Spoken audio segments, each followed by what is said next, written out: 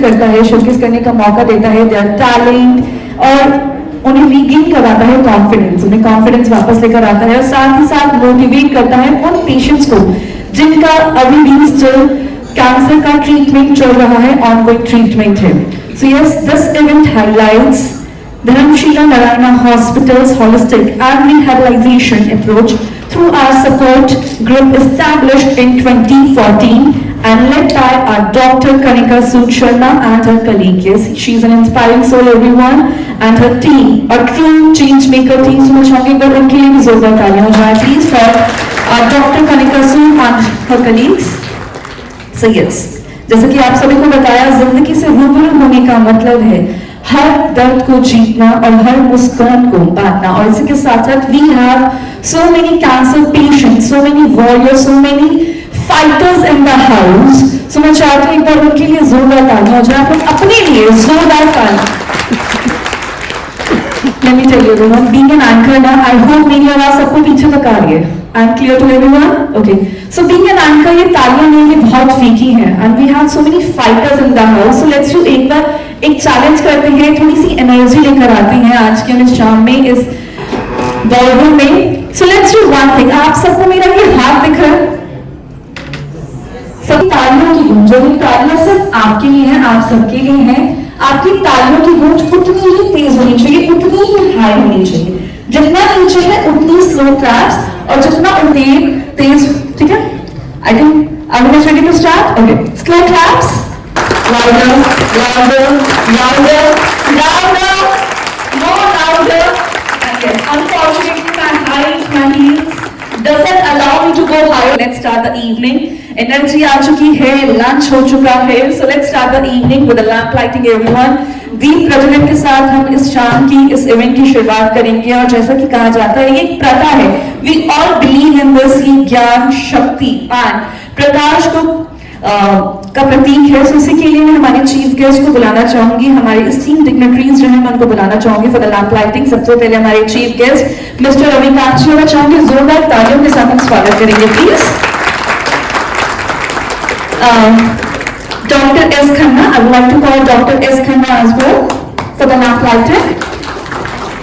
Doctor Prahlad Prasad Agarwal, doctor Kanika Sharma Sood, Dr. Sharad Chauhan, and we have Dr. Jitendra Deta, Dr.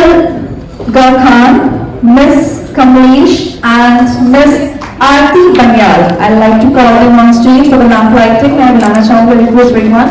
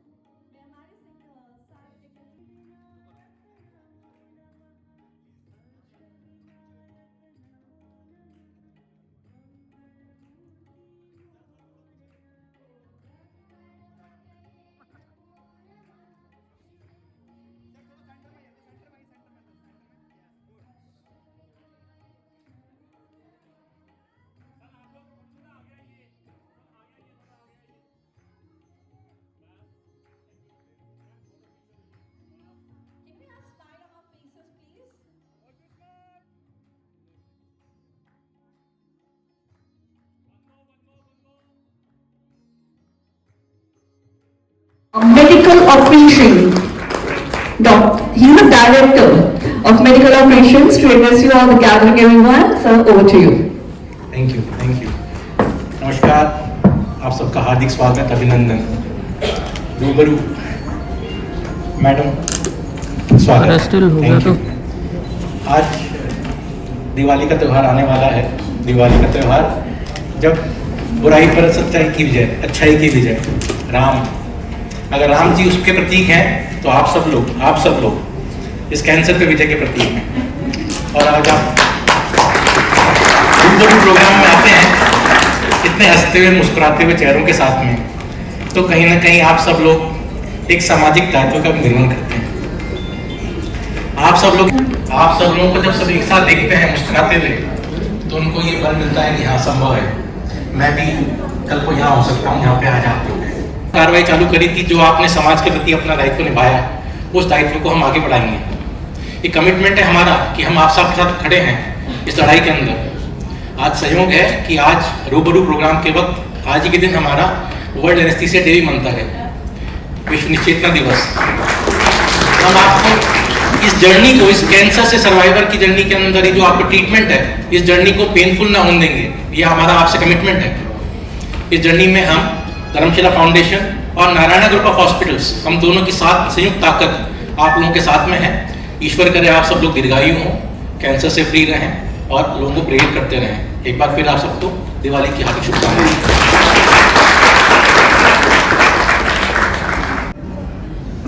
ये मैं भी देख रहा था, तो मुझे जब इस बार पहली बार मौका मिला यहाँ पर आने का, तो रूबरू से मुझे ऐसा लगा कि रूबरू वो चीज होती है जिससे हम एक दूसरे से कनेक्ट होते हैं, एक दूसरे से जुड़ाव होता है, चाहे वो सामाजिक तौर पर हो, चाहे वो धार्मिक तौर पर हो, चाहे पारिवारिक तौर पर हो।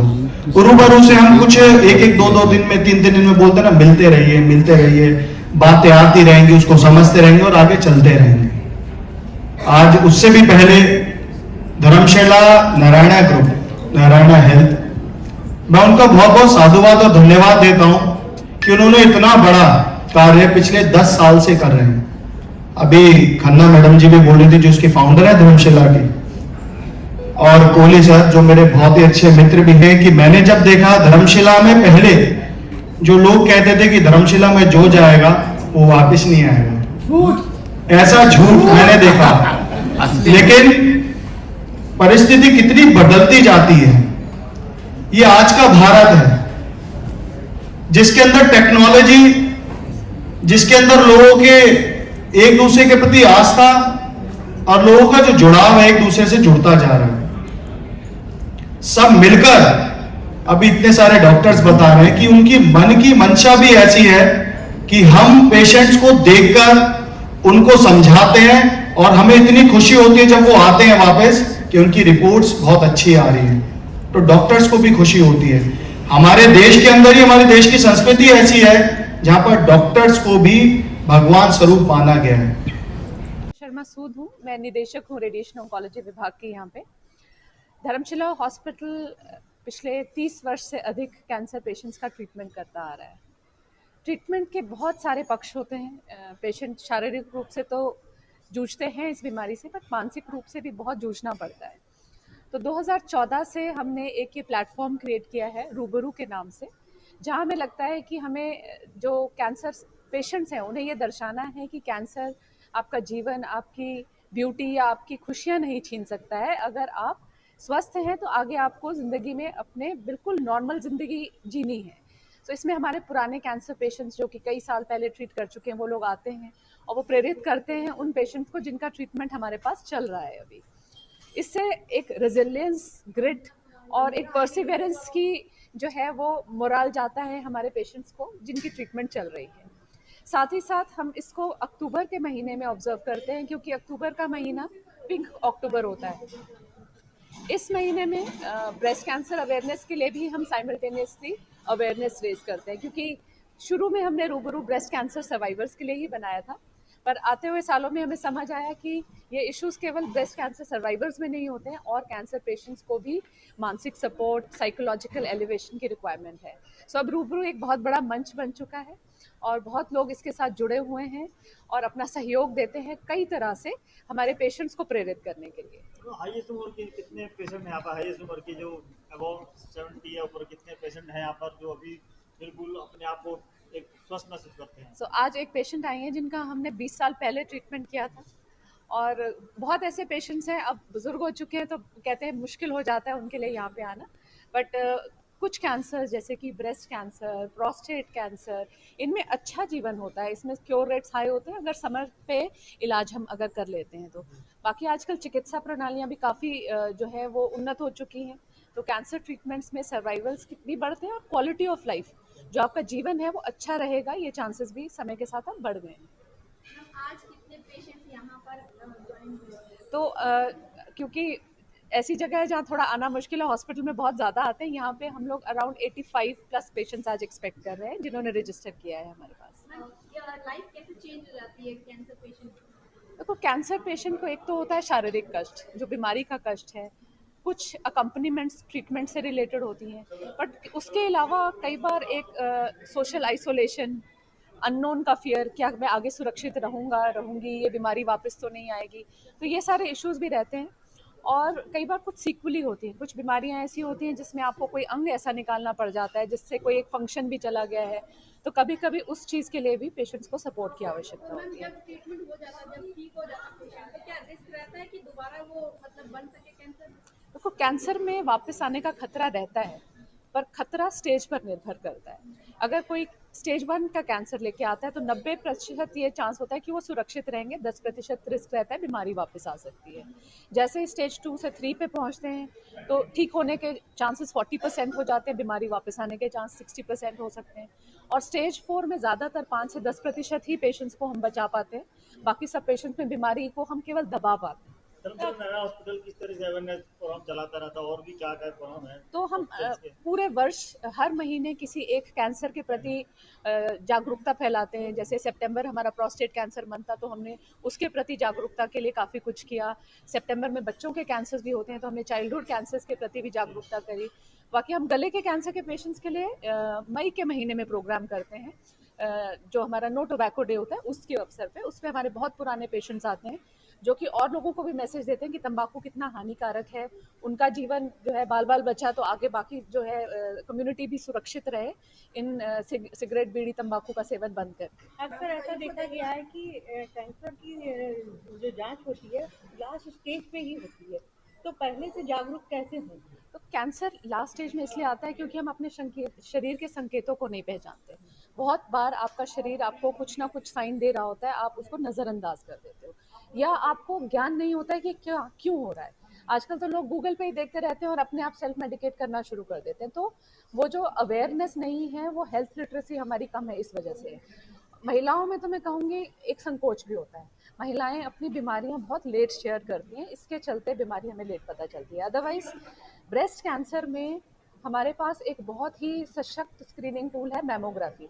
अगर 45 वर्ष से 54 वर्ष की महिलाएं सालाना मैमोग्राफी करती हैं तो हम एक चिया सीड के दाने जितना ट्यूमर भी पकड़ सकते हैं, जो कि आप अपने उंगलियों से भी नहीं टो सकते, डॉक्टर भी नहीं टो सकता। तो सालाना स्क्रीनिंग टेस्ट हर महिला जो कि 40 से ऊपर हो चुकी है उसे कराना चाहिए। गांव में तो मैमोग्राफी नहीं होता है, तो वो कैसे मतलब पता कर सके कि उसे कैंसर होगा? तो गांव में मैमोग्राफी की रीच नहीं है। कई बार हम मोबाइल गाड़ियां भेजते हैं कई दूर दराज के क्षेत्रों में, बट एक self breast examination and early reporting of symptoms, अगर महिला हर महीने अपने स्तन की जांच स्वयं करती है तो उसे एक पता चल जाता है कि उसके स्तन का आकार कैसा है या उसका मांस की फील कैसी है, तो वो बहुत जल्दी पकड़ लगा सकती है कि कुछ नया बन गया है।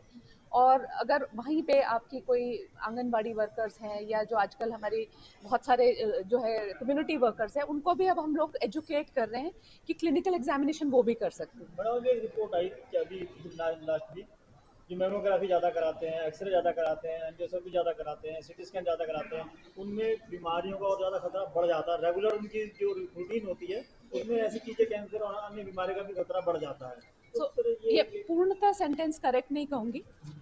सिटी स्कैन में रेडिएशन एक्सपोजर होता है पूरे शरीर को। हाँ, सिटी स्कैन में बहुत बड़ा एक्सपोजर होता है, सिटी स्कैन बार बार कराना हानिकारक होता है, केवल मेडिकली इंडिकेटेड सिचुएशन में ही कराते हैं। मैमोग्राफी में जो रिस्क वर्सेस बेनिफिट है, जो आपको रिस्क है वो बहुत ही सूक्ष्म है, बेनिफिट अधिक है, तो उसके अंदर तो बहुत रिसर्च है। जो हमारा एक एक्सरे के बराबर एक्सपोजर होता है लाइफ टाइम में, अगर आप मैमोग्राफी कराते हैं उससे भी कम है। तो मैमोग्राफी में जो रेडिएशन एक्सपोजर है बहुत निम्न होता है, तो मैमोग्राफी के बारे में आप आश्वस्त रहें कि उससे कैंसर बढ़ेगा नहीं। तो इसलिए बिल्कुल निर्भय होकर करा सकते हैं उनसे आप। एंडोस्कोपी से नहीं हो सकता है, पेट सीटी स्कैन, अननेसेसरी एक्सरेज नहीं कराने चाहिए। हम एज डॉक्टर्स भी इस चीज़ को बहुत ज़्यादा पेशेंट्स को प्रेरित नहीं करते हैं कराने के लिए। हम लास्ट में आपका क्या मैसेज रहेगा महिलाओं के लिए? मैसेज तो मैं कहूँगी बैक टू बेसिक्स। पहले चीज़ अपना लाइफस्टाइल सुधारिए। जो हमारा traditional Indian way of eating है, जो लाइफस्टाइल है, वो सबसे बेस्ट है। अगर आपके भोजन अच्छा है, आप एक्टिव रहते हैं, एक्सरसाइज करते हैं, तो 40 से 50% कैंसर्स बनेंगे ही नहीं। यदि आपको कैंसर हो गया है तो सही तरीके पे सही टाइम से इलाज कराइए, भटकिए मत, और फॉलो अप रेगुलरली कीजिए। And after treatment embrace hope, embrace happiness. मरीज बनकर जीवन यापन नहीं करना है, अपने ज़िंदगी में वापस उसी स्फूर्ति से वापस जाइए जैसे आप ट्रीटमेंट से पहले थे। मेरा नाम रविकांत उज्जैनवाल है। मैं त्रिलोकपुरी विधानसभा से विधायक हूँ और उसके साथ साथ जो जिला विकास समिति है, डिस्ट्रिक्ट डेवलपमेंट कमेटी ईस्ट का मैं चेयरमैन भी हूँ। तो ये धर्मशिला नारायण हॉस्पिटल की तरफ से एक इनिशिएटिव आज मतलब लेके आए गए हैं, उसमें आपकी क्या इन्वॉल्वमेंट है? देखिए, बहुत बड़ी पहल है जो धर्मशिला नारायण ग्रुप की तरफ से हो रही है, क्योंकि सीधा सीधा कैंसर एक बहुत बड़ी बीमारी है जिसको पहले से ही देखकर उसका सुचारू रूप से उपचार किया जाए। और ख़ासकर महिलाओं में देखने को जो मिलता है, मैंने देखा कि कम से कम 2-3 ऐसे कैंसर के जो मेन प्रॉब्लम्स हैं, ब्रेस्ट कैंसर है या वो सर्वाइकल कैंसर हैं, उनसे निजात दिलाने के लिए पहले से ही अगर आप टेस्ट करा लेंगे तो जो फिट इंडिया मूवमेंट को लेकर माननीय प्रधानमंत्री जी जो देश को चाहते हैं, उस देश को हम बना पाएंगे। क्योंकि उस देश में हम ये चाहते हैं कि हर कोई फिट रहे और इस देश की उन्नति में अपना योगदान दे। सर, गवर्नमेंट की तरफ से और क्या सपोर्ट है ताकि इस तरह के पेशेंट लोग जैसे गरीब तबके के हैं, ठीक है, उनके पास इलाज के लिए पैसा नहीं होता है, तो गवर्नमेंट की तरफ से क्या सपोर्ट रहेगा ऐसे? देखिए, अभी अपने आप बहुत अच्छा प्रश्न किया। आपने देखा होगा कि हमारे जगह जगह आयुष्मान कार्ड जो बन रहे हैं, मतलब हमने 70 ईयर्स तक के लोगों को आयुष्मान वय बंधन योजना के तहत जोड़ा है। इसमें इस बार जो दिल्ली में हमारी सरकार बनी है, इसमें 5 लाख का तो केंद्र सरकार देती है और 5 लाख का दिल्ली सरकार ने देने का कार्य प्रारंभ कर दिया है। तो एक जैसा बताया कि हमारी चिंता है कि हर व्यक्ति तक ये सुविधाएं पहुंचाएं, और अगर किसी को परेशानी है, 10 लाख तक का इलाज अगर किसी व्यक्ति का करते हैं तो उसके लिए सीधा सीधा हम एक ऐसा काम कर रहे हैं जो उसके जीवन को जीवन देने का काम करेगा। मेरा नाम डॉक्टर अजय कोहली है। मैं नारायणा ग्रुप ऑफ हॉस्पिटल्स का क्लस्टर हेड हूँ। हमारे 2 अस्पताल हैं दिल्ली गुड़गांव में। एक अस्पताल धर्मशिला जिसका ये प्रोग्राम है, और एक और अस्पताल है गुरुग्राम में। दोनों सुपर स्पेशलिटी अस्पताल हैं। तो कैंसर अवेयरनेस के बारे में ये काम चल रहा है। आज बहुत बड़े लोग यहाँ पर हैं जिनको कैंसर का आपने इलाज किया हॉस्पिटल में, और आज वहाँ पर पूरा एक आपसे रूबरू हो रहे हैं। कैसा लगता है जब एक पेशेंट का इलाज करते हैं और फिर आपके सामने वो हमेशा रहता है? कैंसर एक बहुत भयावह बीमारी है। कैंसर का बहुत बड़ा मेंटल टोल होता है, फिजिकल टोल होता है लोगों की फैमिलीज़ पे।